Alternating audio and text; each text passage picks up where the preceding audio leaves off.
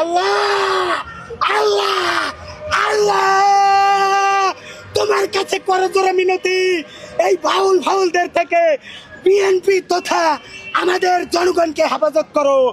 আয় আল্লাহ, খালেদা জিয়াকে দীর্ঘায়ু দান করো। এই খালেদা জিয়ার অসুস্থ, এই কারণে তারেক রহমানকে বীরের বেশে বাংলাদেশে এনে দাও। আমি কি বিএনপি থেকে এখনো পদত্যাগ করছি না? পদত্যাগ করি নাই, আমি এখনো তো আছি। তারেক রহমানের স্ত্রীকে যদি অযোগ্য থাকে, এই যে মির্জা ফখরুলের নিয়ে কথা বলার সাহস আমার নাই, তারপরে যদি উনার মেয়াদ উত্তীর্ণ হয়ে যায়, উনি মেলাদিন মহাসচিব, এতে গণতন্ত্র খুব দুর্বল। এই জন্য আমার তারেক রহমান বউ, আমার ডাক্তার জুবাইদুর রহমানকে তুমি মহাসচিব হিসেবে কবুল করতে পারো। আল্লাহ, তার আমাদের জাইমা রহমান, তাকে এখানে স্থায়ী কমিটিতে স্থান দিয়ে দাও। আল্লাহ, ম্যাডামকে, দেশনেত্রী বেগম খালেদা জিয়াকে আল্লাহ বীরের বেশে বাংলাদেশে আনো, এবং আল্লাহ ওনার সন্তানকে বীরের বেশে বাংলাদেশে আনো।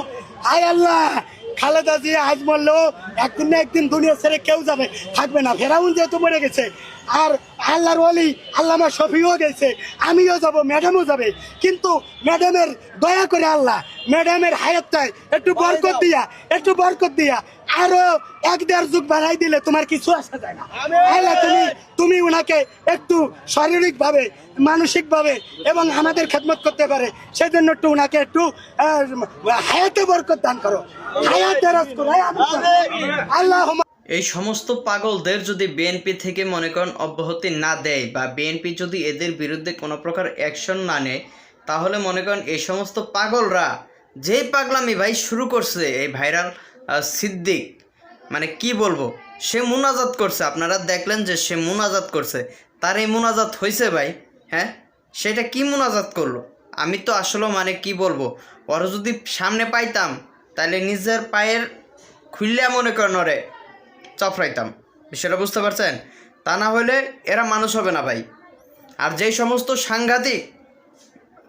সাংবাদিক আর কি, এই সমস্ত ক্ষণিকের পোলারা মনে করেন এই যে এর ইন্টারভিউ নেয়, ওদেরকে পাইলে তো মনে করেন কি যে করতাম, মানে কি বলবো, মানুষগুলো দেখেন তার পিছনে হাসতেছে, মানে ওরা না হাইসা যদি ওরা মনে করেন 2টা দিত না, আমার ভালো লাগতো ভাই। কিন্তু আসলে আমরা এমন একটা দেশে বাস করতেছি যেই দেশে মনে করেন মানে কোনো প্রকার আইন শাসন ব্যবস্থা এদের বিরুদ্ধে হবে না, কারণ এরা যে সমস্ত কাজগুলো করতেছে এগুলো আমরা আরও প্রমোট করতেছি, বিষয়টা বুঝতে পারছেন? এই যে আমি যেমন আজকে ভিডিও বানাইতেছি, এমন অনেকে এর নিয়ে মজা নিতেছে, ফান করতেছে, কিন্তু আসলেও সে মানে খালেদা জিয়ার অসুস্থতার উসিলাই, মানে যেই হারে মনে করেন দোয়া করছে, আল্লাহ তাআলা মানে তার দোয়া কবুল করলে ভালো, আর যদি কবুল না করে, এটাতে যদি আল্লাহ তাআলা বেজার হয়, তাহলে তার কপালে তো মানে খুব খারাপ আছে।